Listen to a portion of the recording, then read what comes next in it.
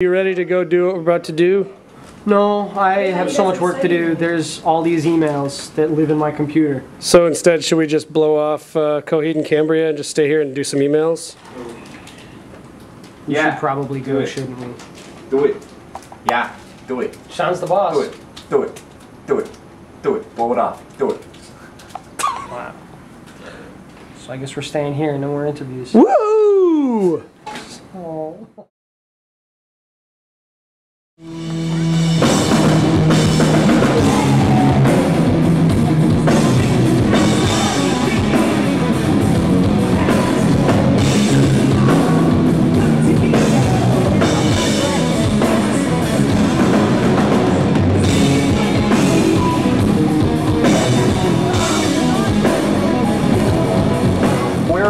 We're from Harmonix. We're with Rock Band, and thought that it would be pretty cool while you were in town to stop by and talk to you a little bit about, you know, Rock Band and, you know, being in a video game and all that crazy futuristic music stuff. All right.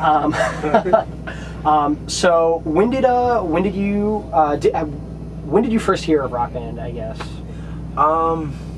I'm not sure. I think it was like it was a holiday gift, wasn't it? I mean, it came out around the holidays. No. Yeah. Honestly, I don't know. I guess just playing those kinds of games, like you just kind of hear about something. Oh, this looks intriguing. Oh, it's going to incorporate other instruments. That's, that was pretty much it. But as far as like the actual time, I don't know. That's cool. It's not a serious quiz. I'm not going to checking your answers later. So you've played Rock Band? Yes, I have actually. That's awesome. Yes. Yeah. It's always nice. We meet far too many bands that either don't know that they're in Rock Band or still kind of like not in tune with what Rock Band is. Yeah, yeah. So it's a relief to find out that you're not only aware of it but have played it. Yeah. Which is very cool. Now we moderate the Rock Band forums, and we talk to fans a lot, and we go out to a lot of fan events, and people absolutely love the songs from you guys that we have in the game, and I think Welcome Home, which was one of the on-disc songs for Rock Band 1, is far and away one of the most played songs at any of the events that we go to. Oh, cool. And we get a lot of feedback on the forums and emails from people that have said that they've either talked to you guys after shows or met up with you guys at things like at Newbury Today, talking to you about getting more songs in Rock Band. Do you get a lot of that? Yeah, we do actually. Yeah, there's certainly, even on the message boards, there's like polls for what songs they'd like to see. Yeah, we saw that on the official fan site. That's awesome. Yeah. Yeah, I mean, I think that's awesome. I think it's a way to get music out there, get kids more involved or fans more involved in the music. I mean, I'm a fan of it. I mean, I've certainly played it a bunch of. Actually, I mean, because the song's in there, I certainly have had parties where it's like, oh, you have to sing it. It's your song. You have to sing it. Let's see what you get. And I did once, and I got like an 86. But we get a lot of that. Yeah. I just think it's cool. I mean, my brother is certainly a big fan of it. I turned him onto it actually last year because he wanted to play Welcome Home, and and I think it was right before Rock Band 2 actually came out. So once I got him 1, he was like, I need 2. Like definitely like he was into it. Getting people hooked. We should put you on commission. All right. That's very cool. It's awesome that you guys are so in touch with your fans, with the community, and that you're able to like meet up with them after shows and stuff, and it's cool that they are in turn able to come to us and say like, we want more, and they're aware of it, so you guys should get some more stuff in the game. Have you guys heard of this Rock Band Network thing that we're doing? That I don't know. I haven't. Rock Band Network basically is a tool that will allow bands and record labels to make their own Rock Band songs. Oh, really? So it kind of like, it removes us at Harmonix from the process because we're a pretty small team, and so we're only able to make like so many new songs every week. Mm-hmm. And there's a ton of awesome bands out there that we either don't get to work with enough, or bands like Coheed and Cambria where we have 4 songs in the game already, and people on the forums want more all the time. So Rock Band Network would allow any band or any label to create their own charts and put them up for sale Oh, in the wow. Rock Band Music Store. Pretty cool. So I think that's going to be a great tool for a lot of like up and coming indie bands and a lot of bands that we've already worked with that would like to see more of their stuff in the game.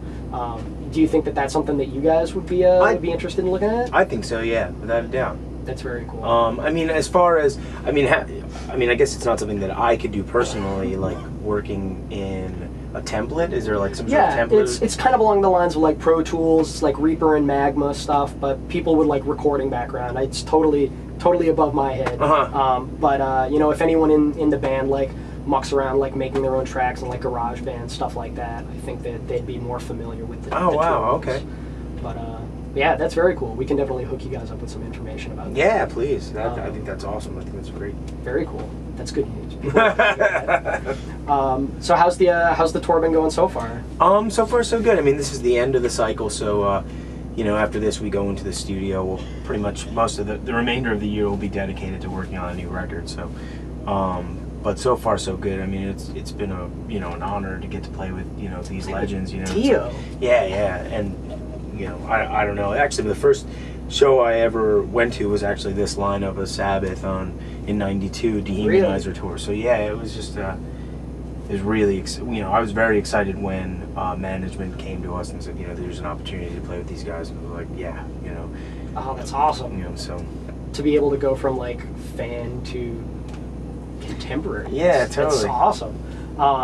Is it still weird for you guys, kind of like coming from like, I remember when you guys were on Equal Vision Records and we talked to a lot of people in the office. We're like, man, I saw them when they played like some church in Middleborough, Massachusetts, and I used to see you guys play with like other hardcore bands from EVR. Is it still weird for you to kind of like come from that place to now like playing with bands that you used to go to see shows for? Yeah, I mean I think we're fortunate because it was never like an overnight kind of boom. Yeah. It was just a gradual progression. So we've been able to stay comfortable, every step, towards where we are now.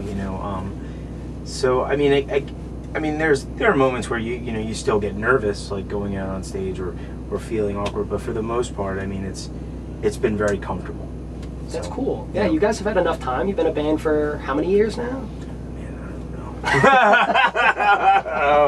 know. No, it been that long already? It's like professionally probably 9 years. Yeah, it's been 9 years. 2000 I think that's when we signed with Equal Vision. 2002 was the release of Second Stage. So I guess I'd like to think 9 years.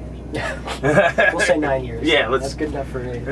And you've got a bunch of other stuff like keeping you busy, like writing comic books. Yeah. How did that happen? Well, I mean, it's always been a part of the band's mythology. Is this this science fiction tale about Coheed and Cambria, and when I started the idea, I always wanted to push the concept into that medium, into comic books, because grew up a fan of it.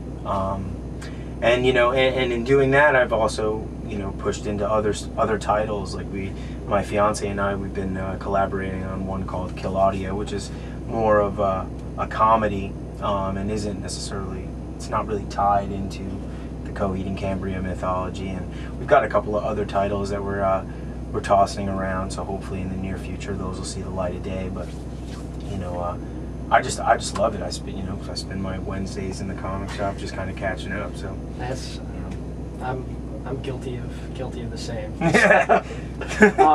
But that's super cool. I mean, to be able to work with like Image Comics and Boom Studios now. Yeah. That's really cool. Like, do you think of yourself as a storyteller first or as a musician first? I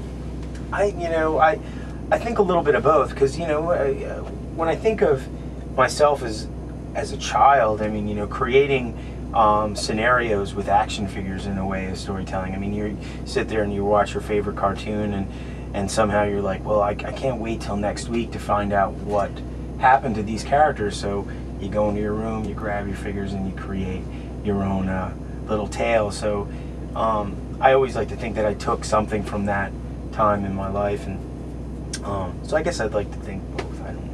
That's super cool. I mean, that's kind of like almost along the same lines of what we try to do with Rock Band, like kind of like either using a comic book character or like a character in a song as like an avatar. Like we try to use Rock Band as something where like people that don't have that kind of musical experience, that they're not able to play Coheed and Cambria songs on real guitar, using Rock Band as a vehicle to kind of like get them into that world. Yeah, yeah. Kind of use it as that stepping stone.